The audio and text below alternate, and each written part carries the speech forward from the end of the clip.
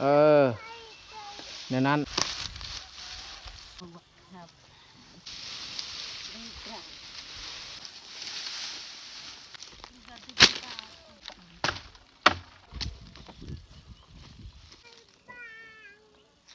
ถอยเลย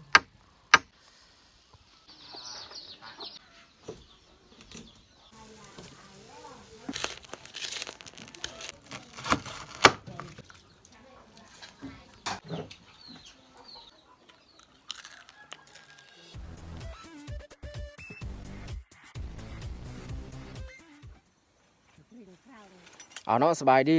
สบายดีพี่เพื่อนเบิดสู่คู่สู่คนสำหรับวันนี้ก็เป็นวันที่เฮาม่างเทียงอันนี้เนาะม่างเทียงเก่าอันนี้แล้วมือต่อไปจึงคอยเอาเทียงไม้มาตั้งเนาะแต่ก้อนเฮาซีม่างเทียงอันนี้นี่แมนเฮาต้องได้เก็บเครื่องคองที่เฮาไว้อยู่ในเทียงเนาะเก็บออกเบิดเนาะไปไว้บนใดบนหนึ่งแล้วจึงคอยม่างเนาะแกะออกเลยกระบังขี้สูดฮะปีกายกับซองเทื่อเอาแกะเอาหน้ามันไปกินแกะเอาไปไว้บนใดบนหนึ่งเมื่อเฮาเฮ็ดเทียงไม้สำเร็จจึงคอยเอามาหอยไว้คือเก่าเทียงที่เฮาเฮ็ดปีนี้กับซ้ำเก้านี่แหละความกว้างซ้ำเทียงนี่แต่ว่าเทียงที่เฮาจะเฮ็ดไม้นี่แมนมันจะแข็งแห้งกว่าเทียงเก่าเทียงเก่านี่เศร้าก็น้อยเทียงไม้นี่เศร้าใหญ่แต่ว่าความยาวจากส่วนมือนี้หาเบื้องนี้นี่เฮาเพิ่มประมาณ60 ซนเฮาเพิ่มขึ้นกว้างกว่าเก่าน้อยนึงนี่จะพวกอันนี้เอาออกเลย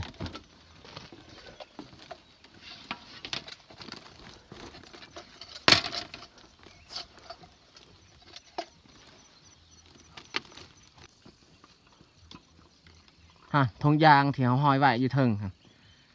เก็บออกหมดเลย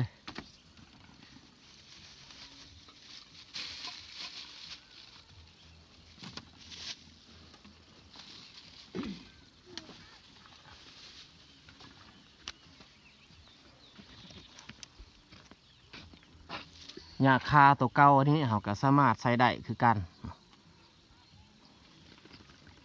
เอาไปมุงเสริมกับตัวไม้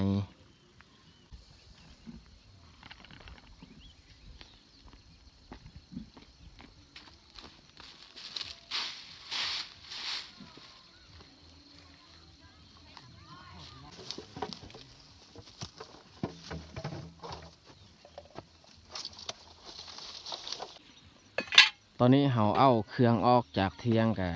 เบิดมันแต่เขาสิเริ่มมางเลยนกโดดในปะเสื้ออันนี้เขาก็ปะไว้เลยสบายเขามัดอันนั้นหญ้าคาที่เขามากมันเปื่อยแล้วไม่อันนี้ก็เราสามารถเอาไปเฮ็ดพื้นอีก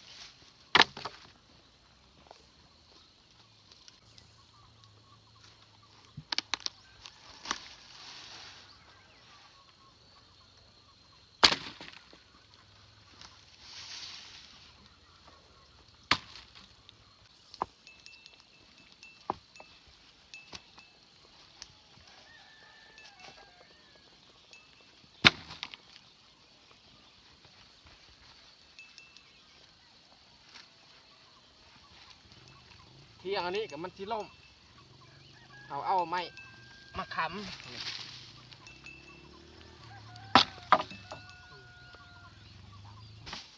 แน่นคือกั้นเลย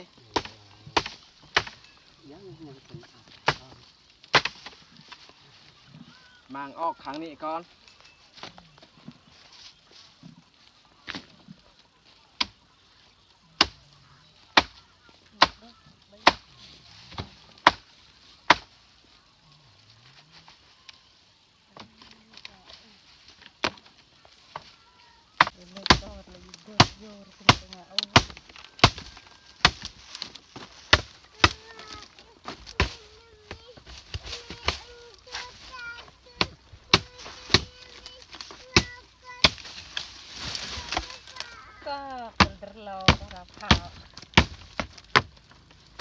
พรจนา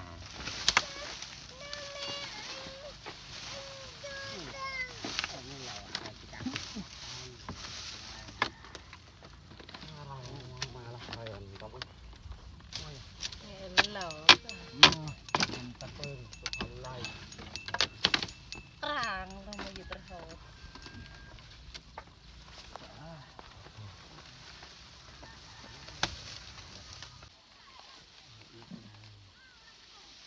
เฉยเอาเราจะสร้างค่ะ นี่เราอย่างเงี้ย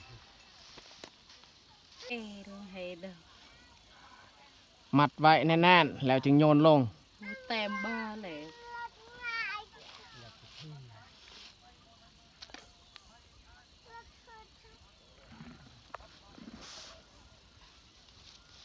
น่า ในนั้นมันจึงบ่ปลิวไป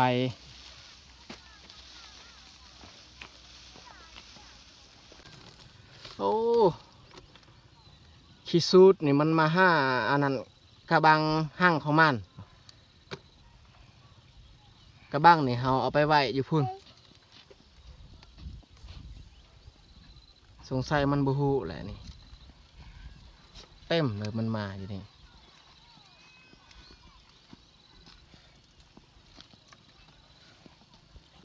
ธนุก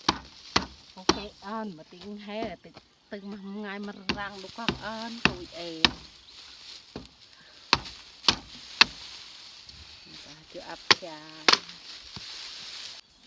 แม่ละเฉย เบื้องนี้นี่น้องแยกบางออกเรียบร้อยเฮานี่บ่กล้าขึ้นบันไดเพราะว่ามันบ่แน่นให้น้องแยกขึ้นไปมางอยู่เทิงเพราะว่าตอกที่เฮามัดมันก็เปื่อยแล้วสบายไม่แต่จับเอาแล้วก็มัดไว้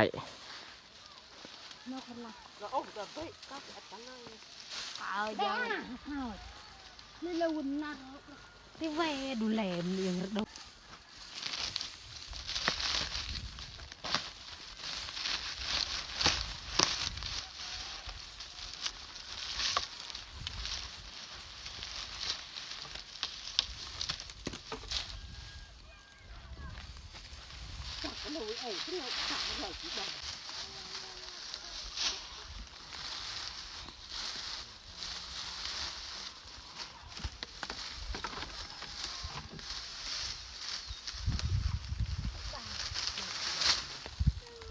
ค่อยๆระมัดระวัง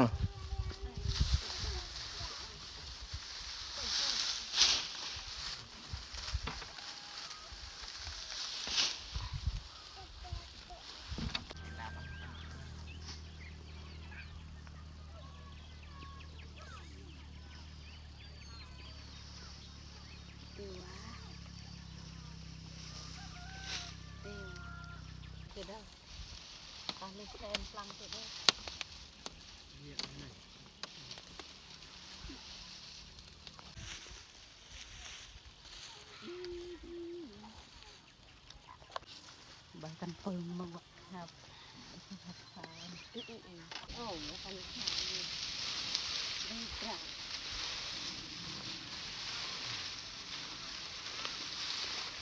โอ้ยังงามอยู่ตัวนี้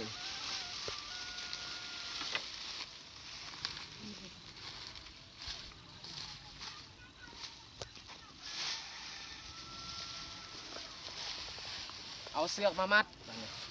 ดไว้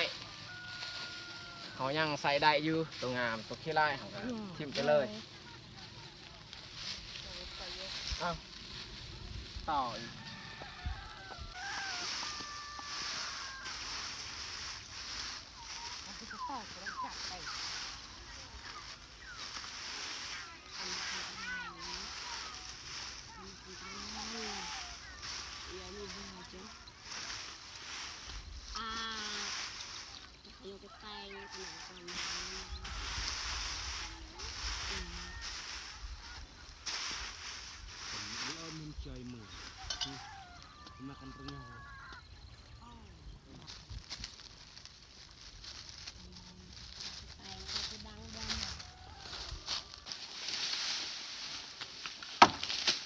lẹ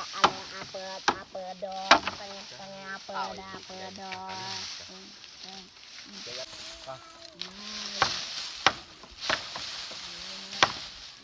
ดูมือลำดอกยังจะประหยัด Cạp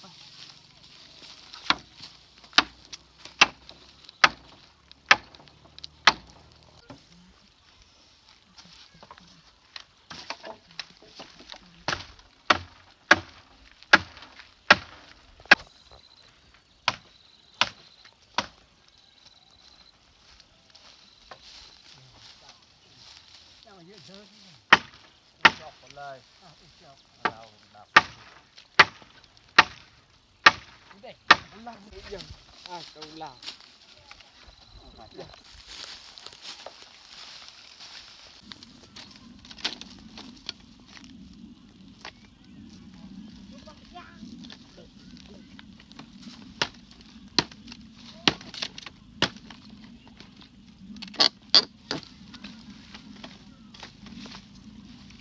ไล่การเด็กไปจับมัน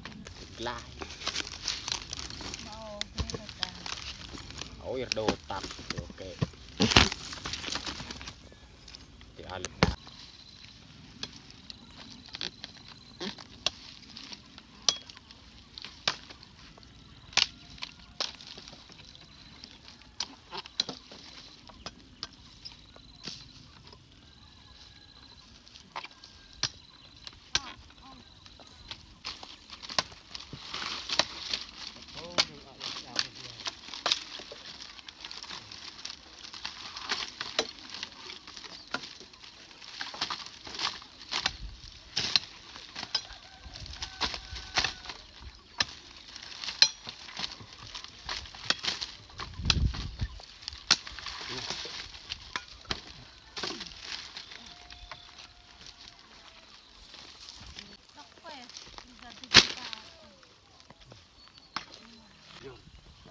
yang terbak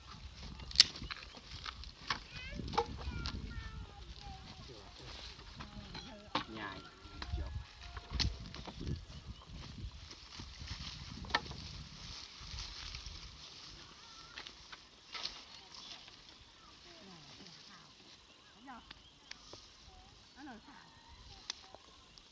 นั่นแหละกันตะขาบค่ะ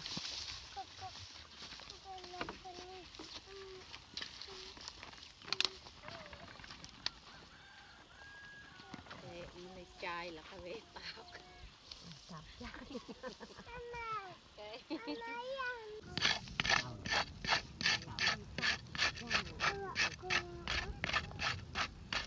้นลงเป็น บอลเฮาว่างตีนตัง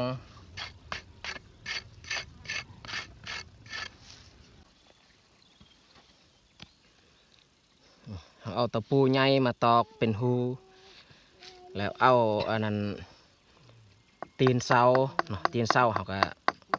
เอาตะปูมาใส่เนาะไม่แต่เขาสิหยัดเข้าตะปูนี่เพื่อมันจับอันตีนเสาเนาะสุบแบบนี้เลยเนาะตอกเข้า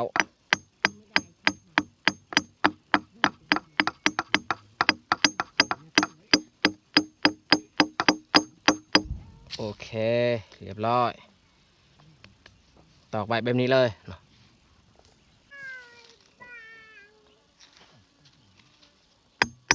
เนาะไม่จากกำลังเอา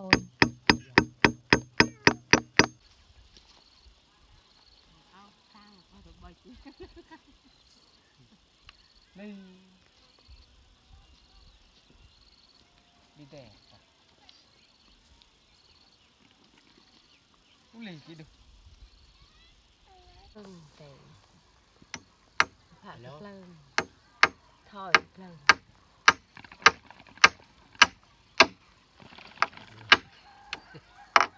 ว่าวอยู่ข้างด่าน không ra nơi thôi ไม่ได้สองห้าเปียกว้าวปลาเกิดมันบ้านมันตั้งตาไป สำหรับเที่ยงในแมนเฮาเอาเสามาตั้งไว้สำนีก่อนตอนนี้กับพอดี12 โมงเขาก็พักเที่ยง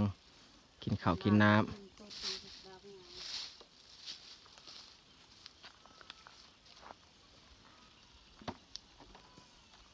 เมียก็เจะฟืนเอาเมื่อบาน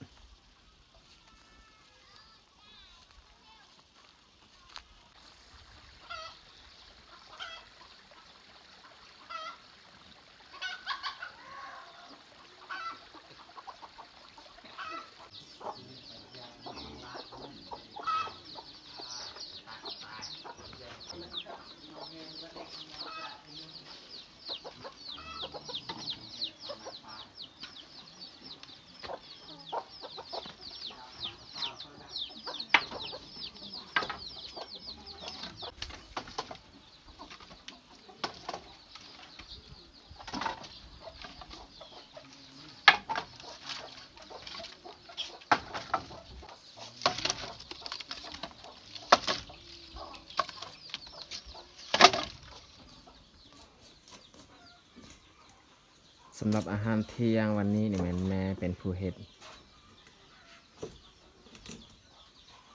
ต้มผักกาดแล้วก็ใส่ปล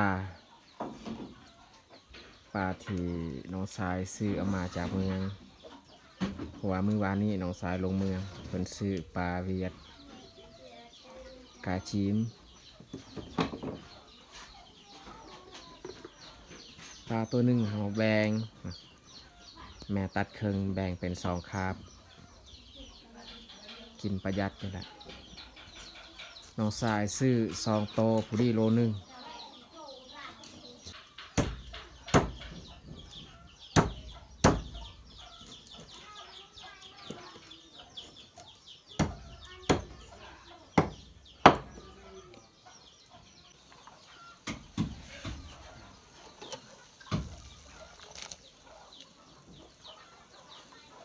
ข้ากับหัวสิงไข่ต้มไปก่อน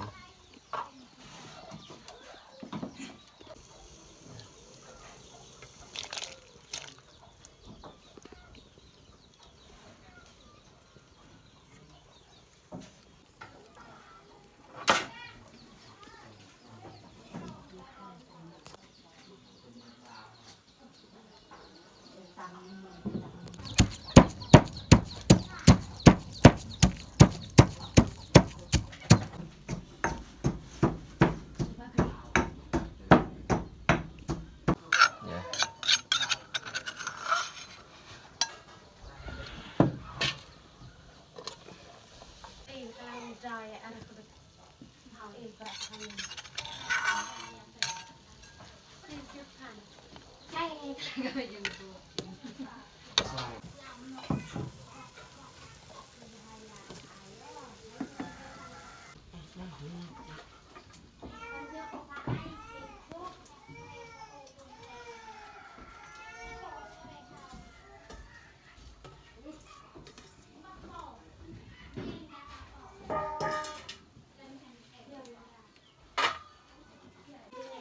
Hey, vẫn ai thấy tầm bạ, vậy tầm อันนี้ปะไว้ เอา3 เส้นอันนี้มาจีนั่งเฮาซื้อจากตลาดหนังควาย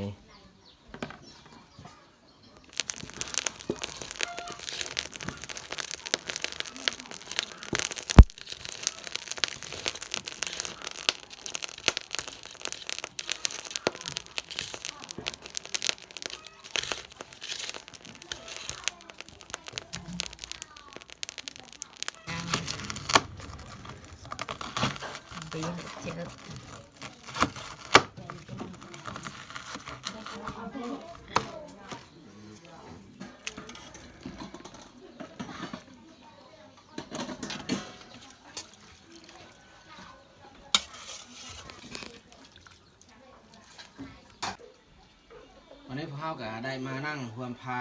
กินข้าวเที่ยงนำกัน เอามาทุกคนมากินข้าวนำกัน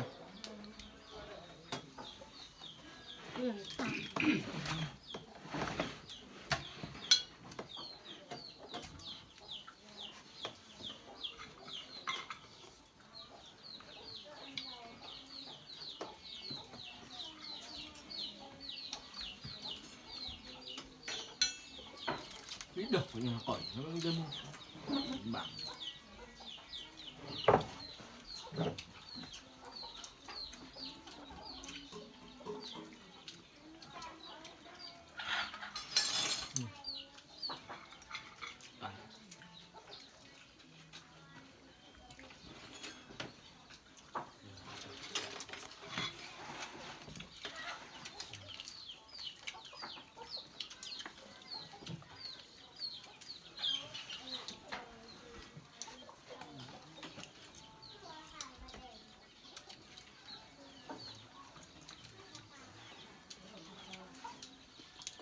เอาหนึ่งสิค่ะ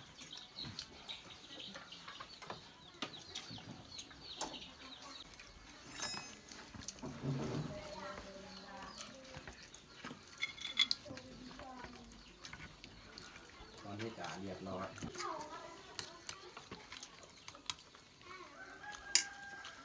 ส่วนลูกสาวนี่